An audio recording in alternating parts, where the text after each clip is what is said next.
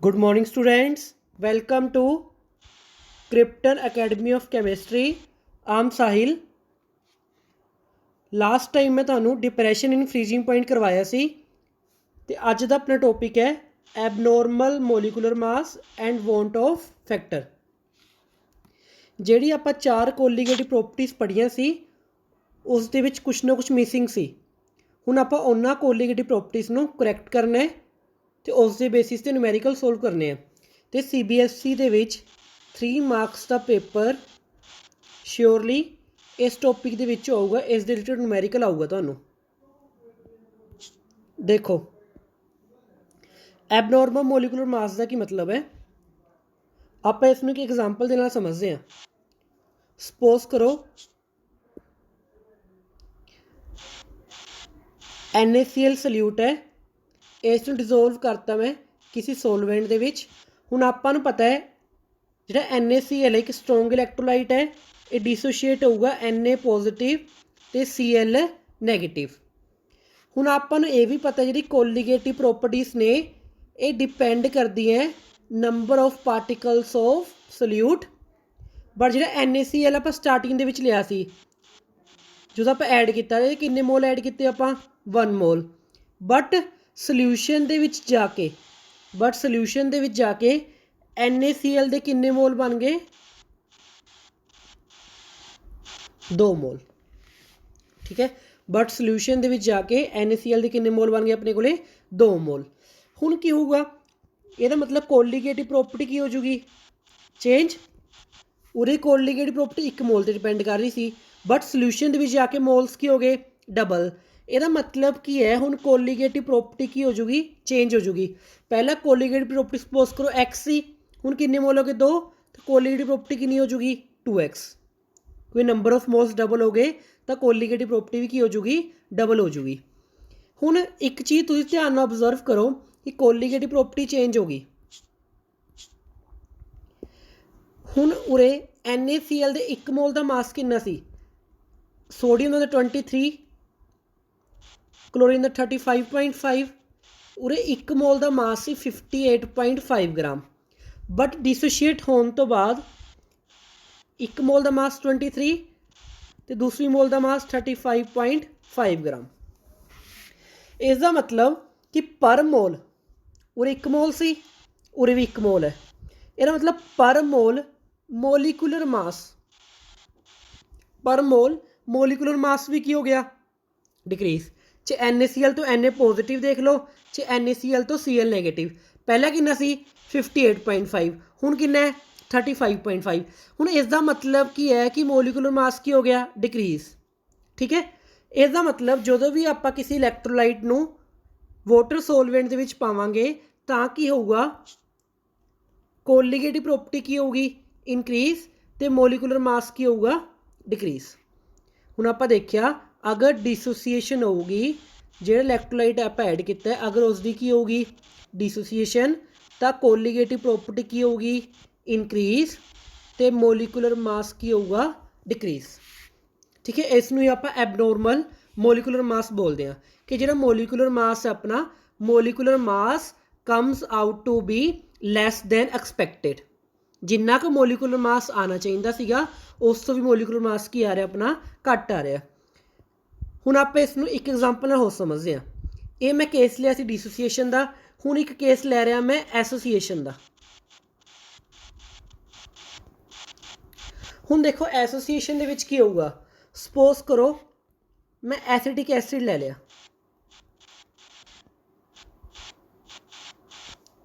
ठीक है, acetic acid दे मैं की कीते 2 मोल ले। ठीक है, एसिटिक एसिड दे 2 मोल ले स्टार्टिंग दे विच ते सल्यूशन दे विच इहनूं की करता मिक्स करता। हुण हाइड्रोजन दे किहड़ा चार्ज है पार्शियल पॉजिटिव, ऑक्सीजन दे किहड़ा चार्ज है partial negative, partial positive partial negative. हुण जो इन्हां नूं मिक्स करूँगा, मिक्स करन ते की होऊगा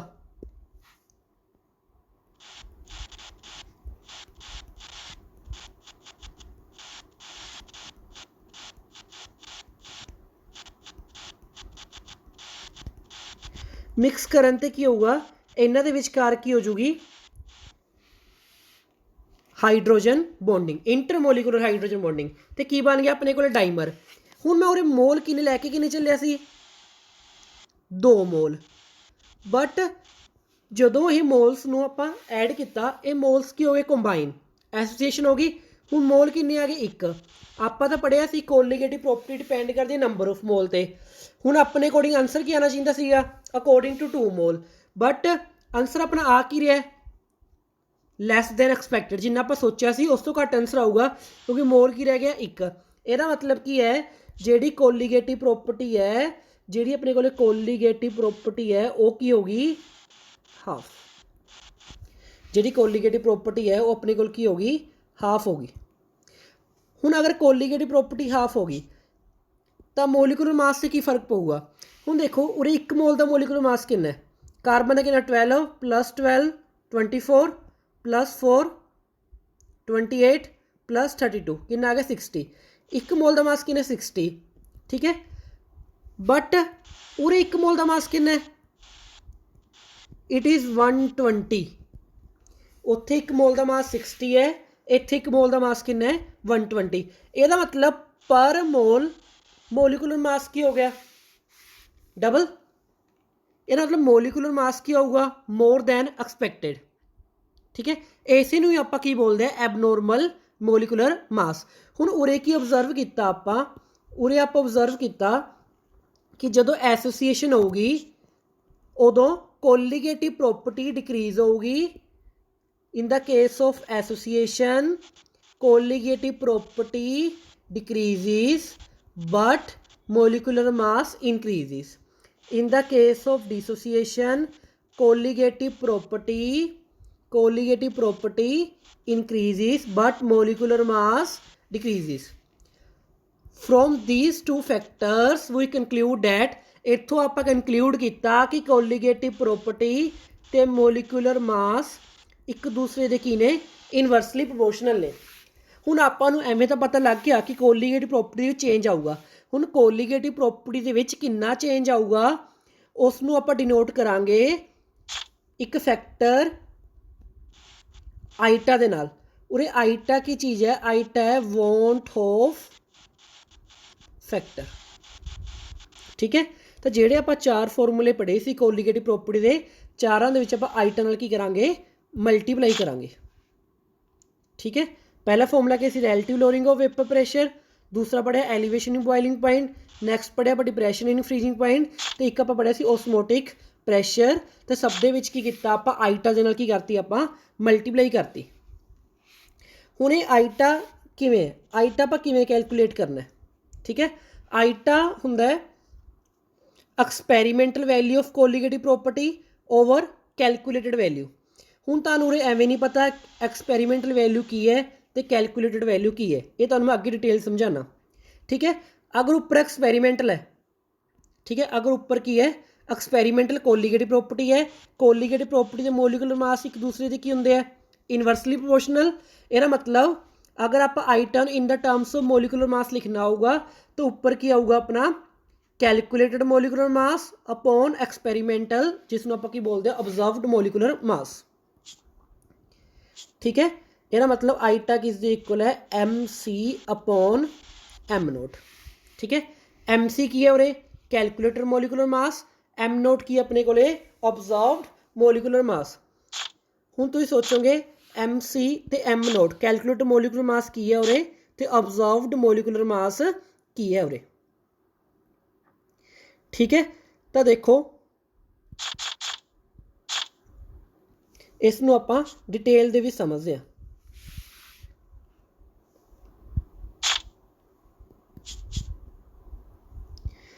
हुण देखो आपां नूं पता है जिहड़े इलैक्ट्रोलाइट्स हुंदे ने वो 2 तरीके दे हुंदे, स्ट्रोंग इलैक्ट्रोलाइट ते वीक इलैक्ट्रोलाइट। इस तो पहले एक चीज़ होर सुनो, जिहड़े अपने कोल कोई भी सबसटांस हुंदा है वो भी 2 तरीके दा हुंदा है, या तो इलैक्ट्रोलाइट या की होगा नॉन इलैक्ट्रोलाइट। इलैक्ट्रोलाइट का ही मतलब होंदा है जो आइंस दे विच की हुंदे डिसोशिएट या की हुंदे एसोशिएट, ठीक है। तो नॉन इलैक्ट्रोलाइट किहड़े हुंदे जिहड़े आइंस दे विच डिसोशिएट नहीं हुंदे, ठीक है। ਨੋਨ ਇਲੈਕਟ੍ਰੋਲਾਈਟ ਕਿਹੜੇ ਹੋਣਗੇ, ਜੇ ਆਇਨਸ ਡਿਸੋਸ਼ੀਏਟ ਨਹੀਂ ਹੁੰਦੇ। ਇਲੈਕਟ੍ਰੋਲਾਈਟ ਜਿਹੜੇ ਆਇਨਸ ਦੇ ਵਿੱਚ ਕੀ ਹੋਣਗੇ, ਡਿਸੋਸ਼ੀਏਟ ਹੋਣਗੇ। ਅਗਰ ਕੋਈ ਚੀਜ਼ ਆਇਨ ਦੇ ਵਿੱਚ ਡਿਸੋਸ਼ੀਏਟ ਨਾ ਹੋਈ, ਲਾਈਕ ਯੂਰੀਆ ਆਇਨਸ ਦੇ ਵਿੱਚ ਡਿਸੋਸ਼ੀਏਟ ਨਹੀਂ ਹੁੰਦਾ, ਗਲੂਕੋਸ ਆਇਨ ਦੇ ਵਿੱਚ ਡਿਸੋਸ਼ੀਏਟ ਨਹੀਂ ਹੁੰਦੀ, ਨਾ ਤਾਂ ਇਹਨਾਂ ਦੀ ਐਸੋਸੀਏਸ਼ਨ ਹੋਊਗੀ, ਨਾ ਇਹਨਾਂ ਦੀ ਕੀ ਹੋਊਗੀ, डिसोसीएशन। ਇਹੋ ਜਿਹੇ ਮੋਲੀਕਿਊਲ ਦੇ ਲਈ ਹਮੇਸ਼ਾ ਆਈਟਾ ਦੀ ਵੈਲਿਊ ਕੀ ਪੁੱਟ ਕਰਨੀ ਹੈ, ਆਪਾਂ 1 ਪੁੱਟ ਕਰਨੀ ਹੈ। ਹਮੇਸ਼ਾ ਆਈਟਾ ਦੀ ਵੈਲਿਊ ਪੁੱਟ ਕਰਨੀ ਹੈ ਹਮੇਸ਼ਾ 1 ਇਨ ਦਾ ਕੇਸ ਆਫ ਨੋਨ ਇਲੈਕਟ੍ਰੋਲਾਈਟ। ਤੇ ਫਾਰਮੂਲਾ ਸੇਮ ਨੇ ਜੋ ਤੁਸੀਂ ਫਾਰਮੂਲਾ ਪਹਿਲਾਂ ਪੜ੍ਹੇ ਨੇ। ਬਟ ਅਗਰ ਇਲੈਕਟ੍ਰੋਲਾਈਟ ਹੈ, ਅਗਰ ਕੀ ਹੈ ਇਲੈਕਟ੍ਰੋਲਾਈਟ, ਤਾਂ ਦੋ ਕੇਸ ਪੋਸੀਬਲ ਨੇ, ਜਾਂ ਇਲੈਕਟ੍ਰੋਲਾਈਟ ਕੀ ਹੋਊਗਾ ਸਟਰੋਂਗ, ਜਾਂ ਇਲੈਕਟ੍ਰੋਲਾਈਟ ਕੀ ਹੋਊਗਾ ਵੀਕ। ਠੀਕ ਹੈ, ਜਾਂ ਇਲੈਕਟ੍ਰੋਲਾਈਟ ਸਟਰੋਂਗ ਹੋਊਗਾ, ਜਾਂ ਇਲੈਕਟ੍ਰੋਲਾਈਟ ਕੀ ਹੋਊਗਾ ਵੀਕ ਹੋਊਗਾ। ਹੁਣ ਸਟਰੋਂਗ ਇਲੈਕਟ੍ਰੋਲਾਈਟ ਦੇ ਵਿੱਚ ਕੀ ਹੋਊਗਾ, ਸਪੋਜ਼ ਕਰੋ ਮੈਂ NaCl ਲਿਆ, NaCl ਕਿੰਨੇ ਪਾਰਟੀਕਲ ਟੁੱਟੂਗਾ, 2 ਪਾਰਟੀਕਲ ਦੇ ਵਿੱਚ, Na ਪੋਜ਼ੀਟਿਵ ਤੇ Cl ਨੈਗੇਟਿਵ। ਤਾਂ ਉਰੇ ਪਾਰਟੀਕਲ ਸਿੰਪਲੀ ਕਿੰਨੇ ਆ ਗਏ ਆਪਣੇ ਕੋਲ 2, ਤਾਂ ਸਿੰਪਲੀ ਆਈਟਾ ਦੀ ਵੈਲਿਊ ਆਪਣੇ ਕੋਲ ਕਿੰਨੀ ਆ ਜਾਊਗੀ, ਆਈਟਾ ਇਜ਼ ਇਕੁਅਲ ਟੂ 2। AlCl3 ਹੈ, ਸਪੋਜ਼ ਕਰੋ ਸਟਰੋਂਗ ਇਲੈਕਟ੍ਰੋਲਾਈਟ ਹੈ, ਇਹ ਕਿਵੇਂ ਟੁੱਟੂਗਾ, Al3 ਪੋਜ਼ੀਟਿਵ 3Cl ਨੈਗੇਟਿਵ। ਤਾਂ ਉਰੇ ਕਿੰਨੇ ਪਾਰਟੀਕਲ ਆ ਗਏ, 1 ਤੇ 3 4, ਤੇ ਉਰੇ ਆਈਟਾ ਦੀ ਵੈਲਿਊ ਕਿੰਨੀ ਆ ਗਈ 4। ਅਗਰ ਸਟਰੋਂਗ ਇਲੈਕਟ੍ਰੋਲਾਈਟ ਆਇਆ ਤਾਂ ਸਿੰਪਲੀ ਆਪਾਂ ਕੀ ਕਰਾਂਗੇ, ਡਿਸੋਸੀਏਸ਼ਨ ਦਾ ਦੇਖਣਾ ਹੈ ਕਿੰਨੇ ਪਾਰਟੀਕਲ ਦੇ ਵਿੱਚ ਕੀ ਹੋਊਗਾ डिसोशिएट। लाइक H2SO4, H2SO4 कितने पार्टिकल डिसोशिएट होगा, 2H पॉजिटिव तो एक SO4 2 नैगेटिव, तो ये कितने पार्टिकल्स ने 3, तो H2SO4 के लिए आइटा की वैल्यू कितनी आ जाएगी 3। ये तो केस हो गया स्ट्रोंग इलैक्ट्रोलाइट का। बट जो इलैक्ट्रोलाइट वीक होंगे ना, तो 2 केस पॉसिबल है।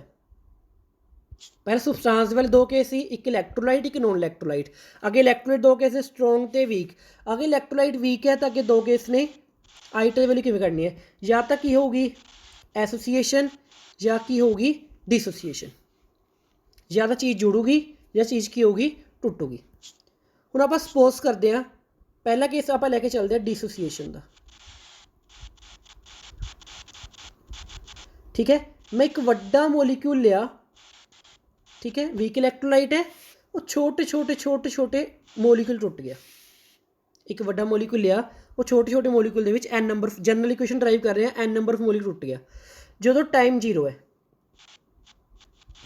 तो सपोज करो इनिशियल मोल किन्ने 1, टाइम टी के उपर जो इक्विलिब्रियम आ गया, एक टुट गया, ये एक मोल किन्ने मोल बना रहे हैं एन मोल। अगर ये अल्फा टुटूगा तो कितना बनूगा एन अल्फा। तो आइटा की होंगे, आइटा की सी अपने को experimental value of colligative property upon calculated. ठीक है, experimental upon calculated colligative property मतलब कि observed over calculated, observed colligative property over calculated colligative property. इनू सिंपली तुसीं की लिखना है शॉर्ट टर्म दे विच, तो सिंपली तुसीं लिख सकते हो आइटा नू total number of moles upon initial मोल। ये याद रखना कि अपने को जो ऑब्जर्व्ड कोलीगेटिव प्रॉपर्टी की होंगी टोटल नंबर ऑफ मोल्स, तो कैलकुलेटेड की होंगी अपने को इनिशियल मोल्स। ठीक है, तो सिंपली करना आप MC upon total number of moles upon initial moles. Total moles कितने आएंगे 1 minus alpha plus n alpha. ये तुहाडे कोल आइटा की वैल्यू आ गई। हुण पेपर वाला तुहानूं की करूगा, पेपर दे विच तुहानूं एवें नहीं कहूगा हमेशा आइटा ही कड्डो, पेपर तुहानूं एवें भी कह सकदा है कि तुसीं अल्फा कड्डो। ठीक है, अगर आइटा की वैल्यू आ गई तो इत्थों आप किसी वैल्यू कट सकते हैं अल्फा की। अगर सपोज करो कोई चीज़ कोई सबसटांस है ए, वो टुट गया 2 छोटे पार्टिकल दे विच, तो किन्ने पार्टिकल टुटे है 2 दे विच, तो एन की वैल्यू कितनी पुट करांगे आप 2। तो सिंपली एन की वैल्यू की पुट करनी है आप। अगर एन 2 है तो आइटा की वैल्यू अपने को कितनी आ जाएगी, आइटा की वैल्यू अपने को आ जाएगी 1 प्लस अल्फा, तो अल्फा कि आ जाऊगा अपने को 1 माइनस आइटा। ठीक है, अगर 3 है, अगर 3 पार्टिकल टुट रहे हैं तो एन की वैल्यू पुट कर देंगे आप 3, 4 है तो 4। यह केस हो गया in the case of dissociation. Iota की वैल्यू अपने को आ गई 1 minus alpha plus n alpha. इनू कि हुण इसनूं थोड़ा रीअरेंज करके लिख सकदा, और अपने को किवें लिखता इनू मैं 1 minus iota alpha minus n alpha, alpha तो एन अल्फा दूसरी साइड से लै गया तो आईटा दूसरी साइड से, alpha common 1 minus n is equal to 1 minus iota. ठीक है, तो अल्फा की वैल्यू की आ गई 1 माइनस आईटा अपॉन 1 माइनस एन। ठीक है, आईटा तुहानूं पता है अगर मोलिकुलर मास दिता हो आईटा की वैल्यू पुट कर सकते हैं M C upon M note.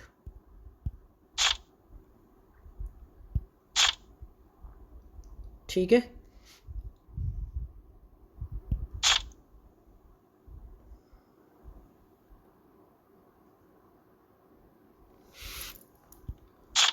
चलो अपने को आगे रिलेशन हुण आपां केस करना है इन द केस ऑफ एसोसीएशन। हुण आपां केस लेके चलते हैं केस ऑफ एसोसीएशन। हुण एसोसीएशन दे विच की होया, छोटे छोटे मोलीक्यूल्स ने जुड़ के एक वड्डा मोलीक्यूल बनाता, छोटे छोटे मोलीक्यूल्स जुड़ के बनाता एक वड्डा मोलीक्यूल बनाता। हुण देखो जो टाइम जीरो है, at time zero initial mole किन्ने सपोज करो 1 तो टाइम टी के उपर ये एन मोल के किन्ने मोल बना रहे एक।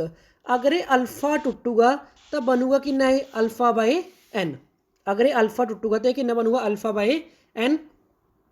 तो आईटा किस दी इक्वल होंदा अपना total upon initial 1 minus alpha plus alpha by n upon 1। तो आप अल्फा की ले लेंगे कॉमन। ठीक है, तो क्या 1 minus alpha 1 minus 1 by N.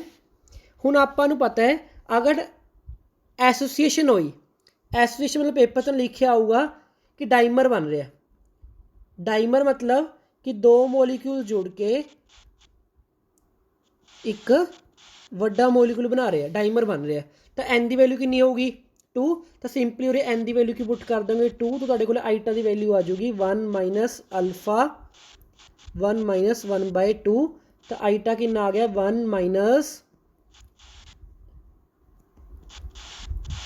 Alpha by 2। ये कदों है जो कि बनूगा डाइमर, डाइमर मतलब दो मोलीक्यूल जुड़नगे। ठीक है, तो आप इस रिलेशन के विच थोड़ा रीअरेंज करके लिख सकते हैं। अगर जनरल अगर आईटा की वैल्यू पुट करिए आप तो उरे की आ जाऊगा 1 minus आईटा alpha 1 minus 1 by N. तो अल्फा की वैल्यू की आ गई 1 minus आईटा upon 1 minus 1 by N. अगर तुहानूं मोलीकुलर मास दिता होवे तां भी तुसीं अल्फा कढ सकदे हो। अगर पेपर तुहानूं मोलीकुलर मास दिता आ गया तां भी की कढ सकदे हो आईटा, आईटा किहदे इक्वल आ गया M C upon M naught दे। और आईटा की वैल्यू पुट कर दो M C upon M naught, तो उत्थों भी अल्फा निकले आऊगा। ठीक है, तो अपने यही कुछ रिलेशन ने, एक रिलेशन आप ये किया तो एक रिलेशन अपने को लिया सी। ठीक है, एक सी आप रिलेशनस किए। हुण आप देखते हैं इस दे रिलेटेड न्यूमेरिकल। हुण न्यूमेरिकल दे विच की दिता है 0.5 gram of KCl was dissolved in 100 gram water, मतलब घट मास है, सल्यूट है डिजोल्व करता 0.5 ग्राम, सोलवेंट W1 100 ग्राम। ठीक है, at 20 and solution originally at 20 degree Celsius froze at minus 0.24 degree Kelvin. किन्ने जाके फ्रोज है माइनस 0.24 डिग्री कैलविन के उपर जाके, या degree Celsius sorry degree Celsius हो रहे डिग्री सेल्सियस के उपर जाके की हो गया फ्रीज हो गया। Calculate percentage ionisation of salt, KF की वैल्यू दी है 1.86 डिग्री सेल्सियस। हुण डेल्टा TF किवें कढना आपां, आइस का अपन पता है फ्रीजिंग वाटर फ्रीजिंग पॉइंट कितना 0 माइनस 0.24, तो अपने को आईटा की वैल्यू आ गई प्लस डेल्टा TF की वैल्यू आ गई अपने को 0.24। हुण आपां नूं फॉर्मूला पता है। ठीक है, हुण आपां नूं इहदा फॉर्मूला पता है कि आपां नूं पता है डेल्टा TF हुंदा है वो किस दे इक्वल हुंदा है iota into KF into molality. Delta TF किस इक्वल हो जाएगा iota into KF into molality. ठीक है, डेल्टा TF की वैल्यू अपन पता है कि 0.24। ठीक है, आईटा अपन नहीं पता, इन्हें कुछ नहीं दसिया अपन एसिडेशन हुई है कि डिसोसिएशन हुई, बस इन्हें दसता अपन हुई की है आयोनाइजेशन हुई है, मतलब चीज़ टुटूगी। बट एवं दसिया कि इलैक्ट्रोलाइट स्ट्रोंग है कि इलैक्ट्रोलाइट वीक है। KF की वैल्यू पुट कर देंगे। KF की वैल्यू कितनी अपने को 1.86 मोलैलिटी। मोलैलिटी की होंगी given mass by molecular mass. Given mass कितना अपने को 0.5। मोलिकुलर मास कितना आ जाऊगा KCl का 74.5।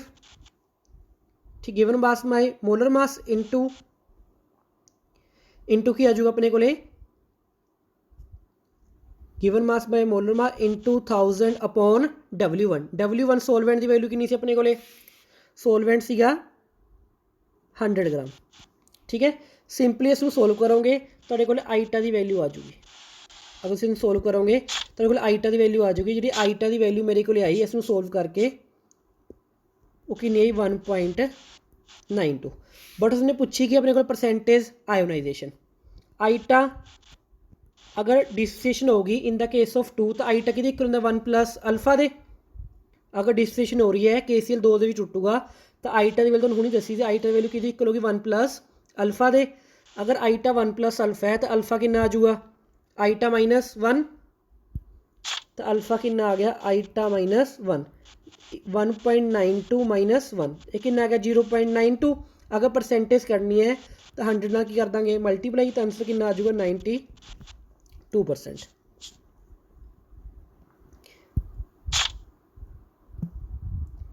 हुण देखो जो नैक्सट न्यूमेरिकल है ये तुसीं खुद सोल्व करना है। अगर कोई डाउट होया तो तुसीं मैनूं ईमेल या WhatsApp कर सकते हो। Thank you. अगर तुहानूं वीडियो पसंद आई तो इसनूं लाइक करो। ये न्यूमेरिकल काफ़ी इंपोर्टेंट ने from examination point of view. इस दे सारे न्यूमेरिकल तुसीं सोल्व कर लेने हैं। किसी भी बुक को रेफरेंस ले सकते हो।